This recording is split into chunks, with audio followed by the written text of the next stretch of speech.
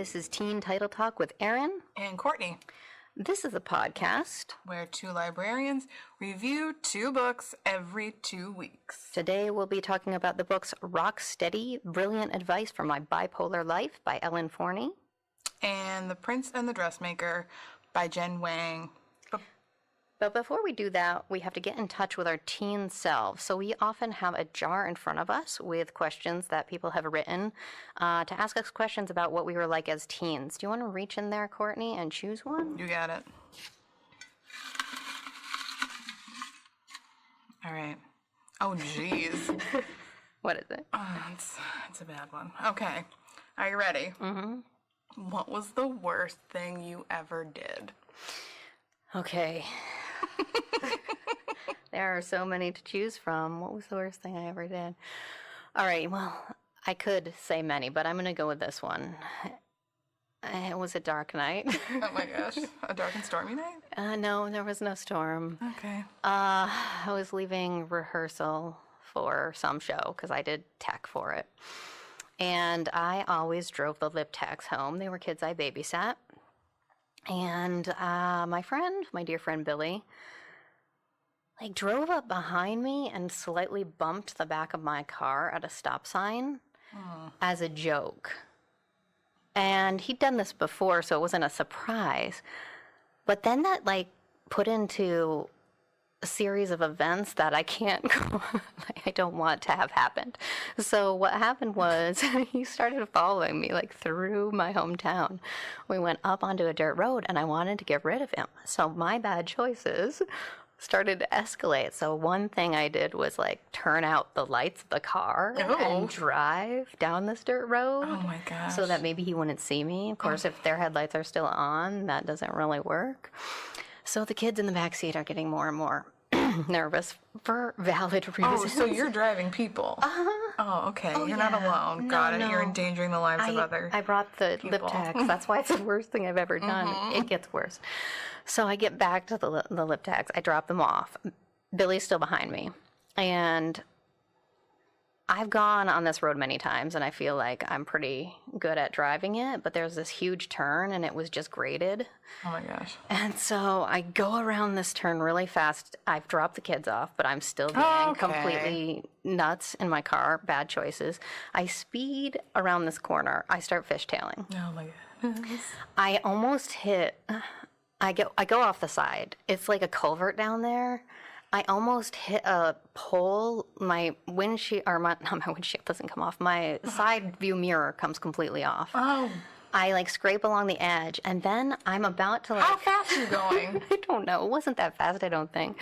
But it's on a dirt road, and it's in all this rubble, so it feels dangerous. And anyway, I was starting to tip back, and I had front wheel drive. I hit the gas. I fly up into the air. It was like a Dukes of Hazzard type. I was going to say the Dukes of Hazzard. I land on the road. I get control of the car again. I'm shaking. I get out.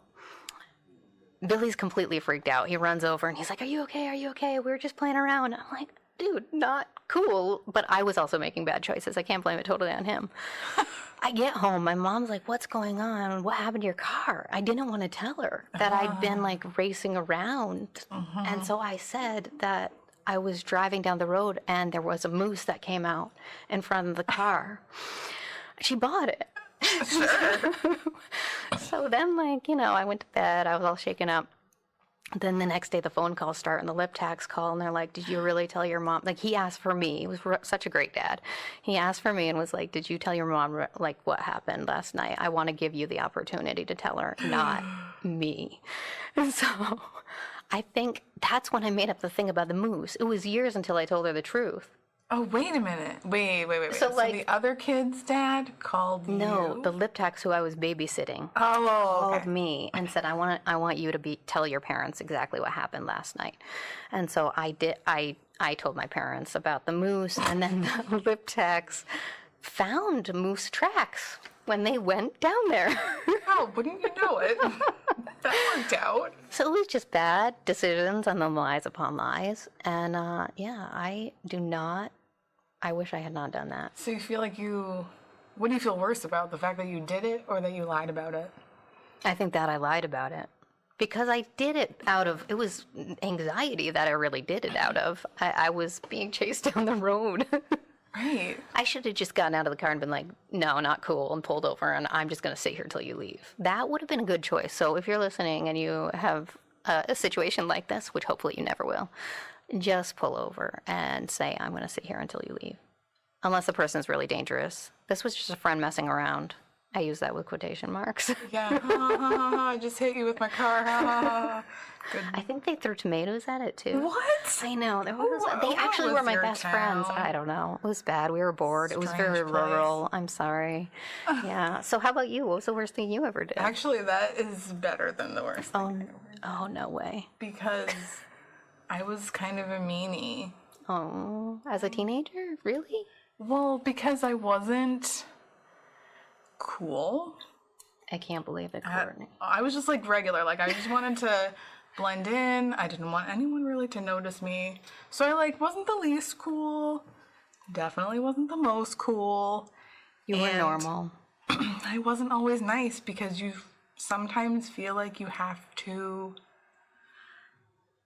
stomp on whoever's below you to keep your status. Yes, your very tenuous place in the social ladder. I see what you're saying. In high school. And so I remember I had a friend who would like draw these really mean like comics about this one particular girl in our math class. Oh no. Oh, it was awful. It was awful. And thinking back about it now, I'm like, because I didn't draw them. That's the thing. But I sat next to her and laughed at every single thing that she said and did. No. And my friend who like drew them, I thought she was like a comic genius. Oh, jeez. And I'd be like, I would like show other people. So I was a willing accomplice. Sure. To her meanness. Really mean machinations. And I still feel really guilty about it. Did the girl who was being teased find out? Did she ever see these? She may have. It's possible. I'm not 100% sure if she did, but we didn't sit far enough away from her for, I mean... She probably was watching the whole time. Yeah, I'm sure. And she probably hated her life. And so I feel really bad about that now. That is a rough one. I feel like we need to make phone calls and apologize to people. Yeah. All right. Well, another time, maybe. Yeah, so anyway, if you find yourself with friends who are bullies... It's disengage. To totally disengage. Just tell them it's not cool. Because otherwise... You're right there along with them. You're just as much of a jerk as they are. Mm-hmm. Mm-hmm. All right, let's see what the next question is. All right. Did you babysit, and what was your worst babysitting experience ever? Yes, I babysat. Not all the time, but on my street, there were 2 houses, and one had 3 girls, and one had 3 boys, and I babysat. All of them? Not at once, but okay. At various times. And when I babysat the girls, for whatever reason, they would go along with the things that I wanted to play. So I'd be like, oh, let's play Barbie. And they'd be like, okay. The boys weren't as interested in that, wouldn't you know it. But the worst thing they ever did, not to say that boys can't like Barbies, just these 3 didn't. Mm-hmm. I was babysitting around Christmas time. They were insane. Just like running and jumping and leaping over the coffee table and running up the stairs and throwing things everywhere. And then I hear this like, and they had knocked the Christmas tree over. No. And there were broken ornaments everywhere. And they were all barefoot. No. And they were like leaping around, laughing and screaming. And I was probably like 15. Uh-huh. And I just had no idea what to do. No. What would you do? I don't even know if now I would know what to do. No kidding. Did I clean it up? I think I was paralyzed for about 5 full minutes. Where I was like, oh no. Oh no. What do I do? Blood was everywhere from their feet. No, they didn't. I don't know how they avoided it, but they managed to not be harmed at all. They were all pretty small, so I was like picking them up and like throwing them into the kitchen, and I'd be like, "Get out of here, stay in there," and they would like come back out and be like, "Oh," and they would like come back out and run. Not cool. Oh my gosh, it was terrible. And I called my mom because I course. lived across the street, and she was like, "Well, yeah, this might just be something you have to figure out." I was like, "What?" Because your mom's home kicking back. She's like, I'm not coming out. Although I think in the end she did come help me, like, make sure that they stayed away while I cleaned up the mess. And then she was like, "You should probably call their parents." Oh, God. But I hated getting them in trouble. Like, I had this... I know. I had this pull where I, like, wanted to be the cool babysitter, so I never wanted to call their parents and tell them they were in trouble or, like, what they did. But they were also hellions. Got it. So, anyway, that was the worst one. It doesn't sound that bad now, but at the time I almost cried. Yeah, and when you're young, it's like, oh, God, and now there's a situation I haven't run into, and that's what happened to me, which was a weird situation. You just don't know what to do. I called my mom, too. But what happened with mine was I was babysitting just two kids. One was a little girl, and one, the older brother, he was probably 6, and I started out pretty well, and then he kind of notified me that the neighbor or whoever had gone away for a while, like was on a trip. And then at one point he just ran away from me, and I was like, "Wait, come back." And he kind of broke into the neighbor's house. What? So then there was this situation where I was like, one, I have the little kid with me, and I can't leave her. So I'm hauling her along to get the older brother who's breaking into a stranger's house, and I don't want to go in there.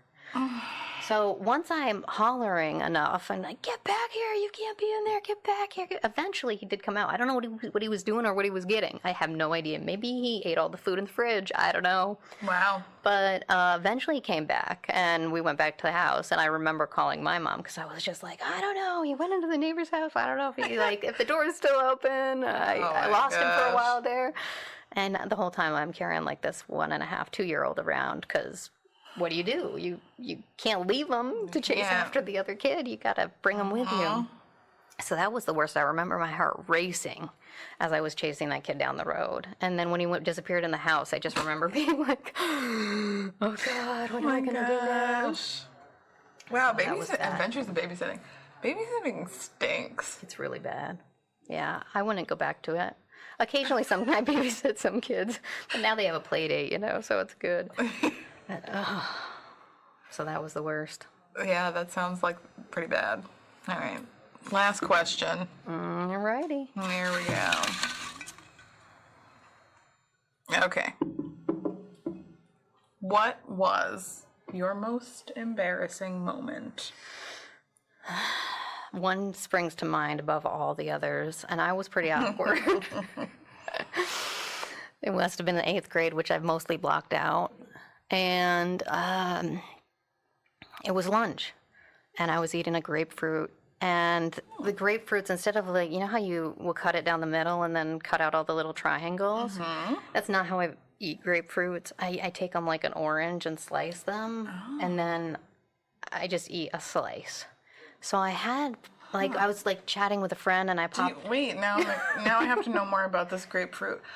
Do you put sugar on it? No. What? Well, it's pretty sweet anyway. No. Well, so you know how strong they are, right? I put it in my mouth, and I bite down, and the strong juice just shoots into the back of my throat, like down the wrong tube. It was like a hose of grapefruit juice shooting down into my lungs. Right now. It's horrible. I immediately started choking and gagging, and I thought I was going to die.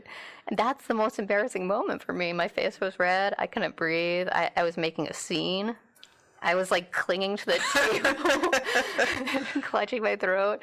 And then eventually, I knew I had to spit this huge thing out of my mouth at some point if I could get my mouth to make the right motion. I'm just imagining how much it must have burned. It burned so much. That was the worst thing I've ever choked on. And I just eventually was like, wow. Bleh, and I had this nasty, slimy drool grapefruit in my hand. And you know when you got like a crush around, you're like, I kind of hid it in my lap and pretended all was well. Played it cool. Yeah, always. I bet they didn't even notice. Thank you so much for saying that. I'm sure that's true. Oh, I had salad come out my nose once. Ugh, like whole leaves? A whole piece of lettuce. Like, not, I mean, it wasn't like a giant piece. It was a little tiny chewed up piece of lettuce. But I'll tell you what, that did not feel good. No, it hurts. So what's your most embarrassing moment, though? Oh, Tell me. I feel like it was just, nobody else knew about it except me. So it was just like inner embarrassment. You felt shame? Yeah, I guess that's a good way to put it. Okay, let's hear I it. was in chemistry class, and I could feel that my time of the month had arrived, Oh, man. and I was waiting for the opportune moment to, like, ask if I could go to the bathroom. Mm-hmm. But then I sneezed. And if you're a girl, you know that sometimes that can be a recipe for disaster. So then it became an emergency. Right. I sneezed, and I was like, I need to get to a bathroom. Stat. And without anyone noticing, really. Yeah, well, I couldn't say. Oh, I felt like I couldn't say. Maybe now you can. I don't know. I wouldn't. In front of a class? I know.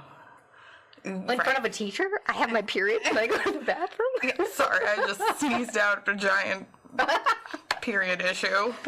Yeah, so I didn't want to say that. So I support that raised decision. my hand and I was like, can I go to the bathroom? And my teacher was like, is it really that much of an emergency? And I said, yeah, it is. And he's like, okay, well, in that case, you should probably go to the nurse. And I said, okay, whatever. So he calls up the nurse. What? Yep, on the little intercom. He's like, Courtney is on her way. Just want to make sure she makes it there. Because he probably thought I was lying and I was going to go, like, smoke in the bathroom or something. So I wiggled / waddled my way to the nurse's office. I got there. And she was like, oh, my goodness. Okay, well, we're going to have to call your mom. What? And I was like, okay, Why? because I needed new clothes. Oh, okay, gotcha. Yeah. So it had It's not like you carry like an extra pair of clothes. I don't carry an extra pair of clothes. So she said, we're going to have to call your mom. And I was like, oh, no. Crap. So they call my mom. I had it in my mind. Like, I'm laying down on one of the nurses' beds. I'm like, oh, this is great. I'm going to get to go home early. I can't wait to hear what your mom has to say about this. All she did was bring me a new pair of underwear in a paper bag. Throw it at you and leave. She said, I had to leave work early for this. She gave me the paper bag, and she was like, see you at the end of the day. Oh my God, your mom cracks me up. That's brutal. Yep, but, you know, so then I had Life to go lesson on. right there. So, yeah, sure. So for the rest of the day, like, I was fine. Well, yeah, of course you were. You're fine. But You just felt embarrassed. inside, I knew I know. what had happened, Lingered. what had Oh, my transpired. God. I felt like everyone could know, but it didn't matter. Anyway, That was bad. it wasn't good. Well, I'm so glad we could share those. That's brutal. That was a brutal list this week. All right, let's move on to books. Courtney, what did you read this time around? Tell us a little bit about The Prince and the Dressmaker. All right, so The Prince and the Dressmaker is by Jen Wang. It's sort of a modern-day fairy tale set in what looks like early 20th century, late 20th century Late 19th. France. Oh, sorry, 19th century. It's like when, what's the word I'm looking for? Department stores. It's when department stores are first coming on the scene. Oh, okay, cool. Ready to wear clothing. And so it's a love story. It's a story about gender and gender fluidity. It's a story about power and agency. And it's also a story about dresses. And the dresses are amazing. The artwork is incredible. So is really fun to read. Cool. Yes. And on the completely other end of the spectrum, I read Rock Steady, Brilliant Advice for My Bipolar Life, and it's exactly what it sounds like. It's chock full of advice, written by Forney, and she just goes over everything that you might need to consider, along with tips and tricks for managing bipolar disorder. I can't wait to learn more about that.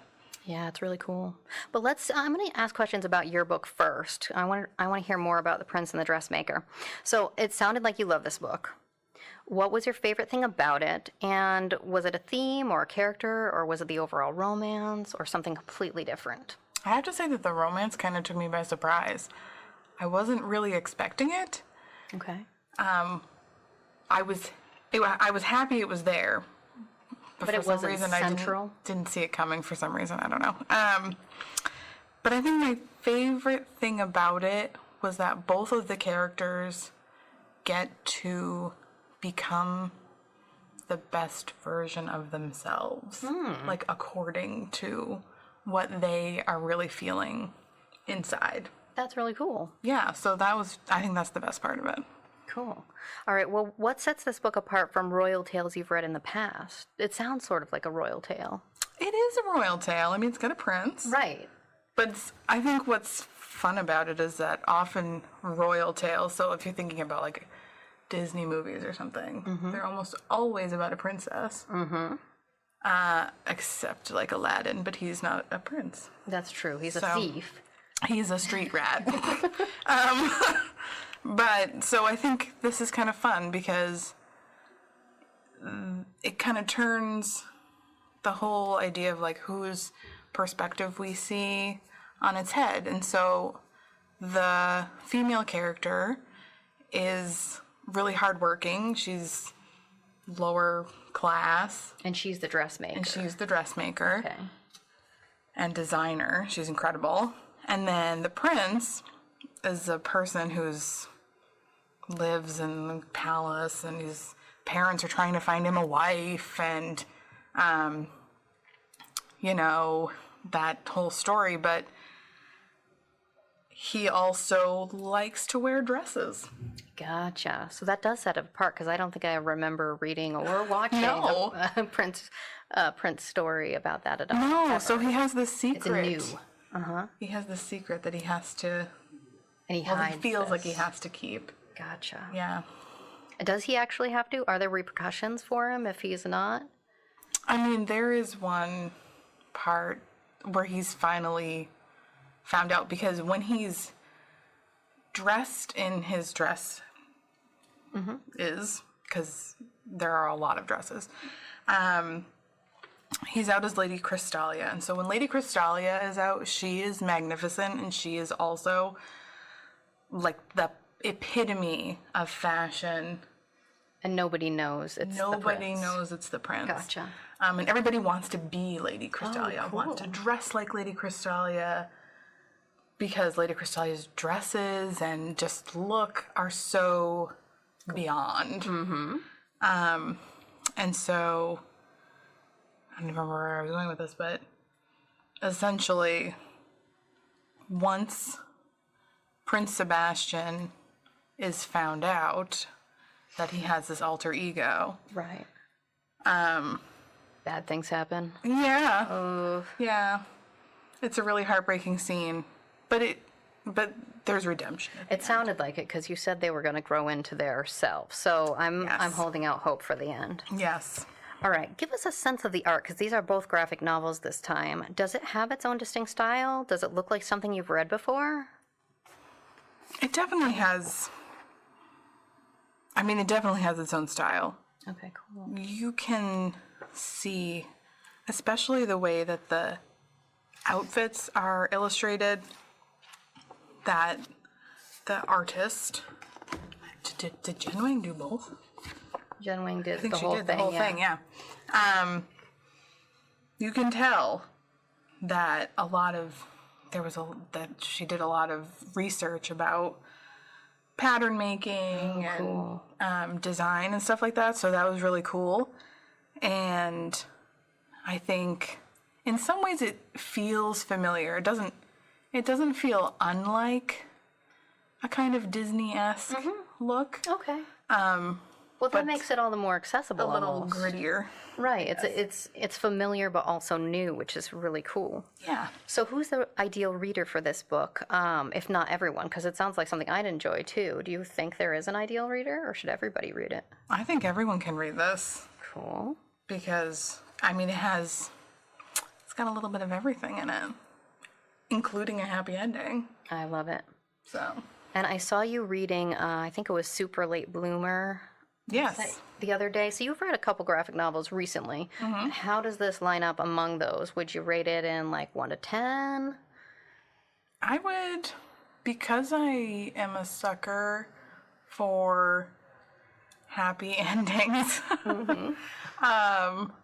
I probably rate it up in the top 5 of the graphic novels I've read recently anyway. Awesome. Yeah, I think it's great.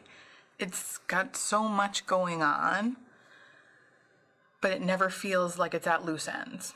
And it never feels old. It kind of feels fresh, which is Yeah. cool. I love that. Yeah, you really want to know what happens, and you really want the best for both characters. Awesome. Yeah, so Sounds like a great one. I'm going to have to check it out. highly recommend. So I have some questions for you. All right, lay it on me. Okay, so remind us again the book you read. Rock Steady, Brilliant Advice from My Bipolar Life by Ellen Forney. All right. So my first question is, does it read as a story, sprinkled with life lessons, or is it like literally just a straight list of advice? It's interesting because if it was a straight list of advice and it wasn't written by Ellen Forney, I would have been bored out of my mind. But Ellen Forney, it's almost like you're sitting across from her and she's giving you some advice and taking some notes at the same time, and she's just going to pass it on to you when you're done with your catch up, your meeting. So she's very frank, she's honest, she pulls some anecdotes from her own life and anecdotes. Not Antidotes. and antidotes. And then she illustrates it a little bit here and there, but a lot of it is flowcharts and lists and info. It's really interesting. Like scientific info? Or Not is it just like her own? necessarily. Yeah, her own experience info. That's cool. And some, stuff on meds and that kind of thing too, which she's studied and researched. And yeah. Cool.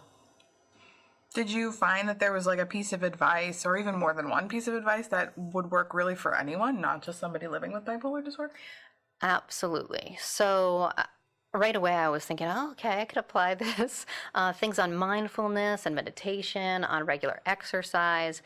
One that I could have used last night was information on what to do, some tips on how to get back to sleep, because insomnia is something you deal with a lot when you're bipolar, or when you have bipolar disorder.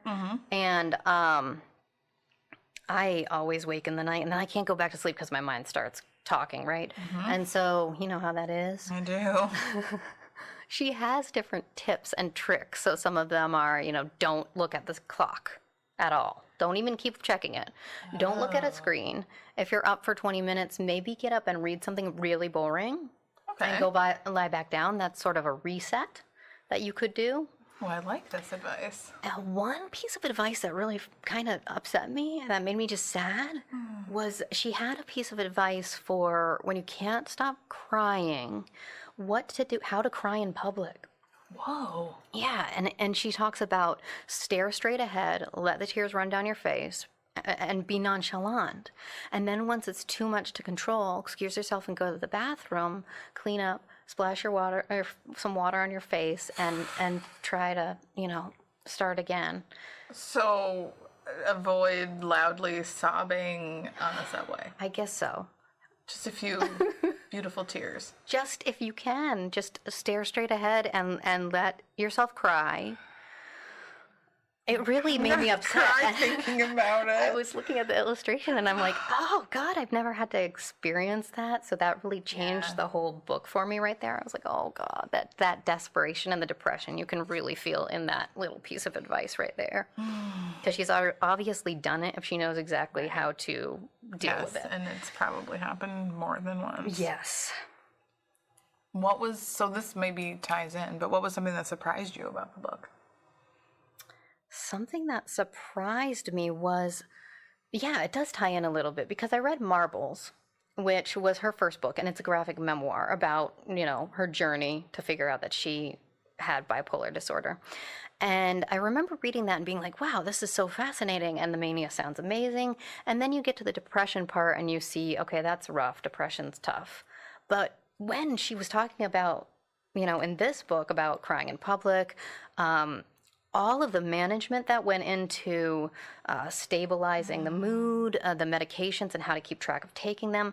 As I'm reading through this, I was immediately overwhelmed with the amount of upkeep you would have to do to maintain stability, and I realized just how difficult it was. Yeah. So that surprised me because I'd read Marbles, and then I read this, and it was, night and day. Just looking at this and saying, oh my gosh, imagine having to think through all of this stuff, track everything. Track your meditation, track your exercise, track your, what you're going to do tomorrow and if that will impact your mood. Like if you're going traveling, you have to make extra plans to make sure you're okay, you're not jet lagged, because if you lack sleep, you get into a cycle. So the level, the level of intense upkeep was surprising to me for sure.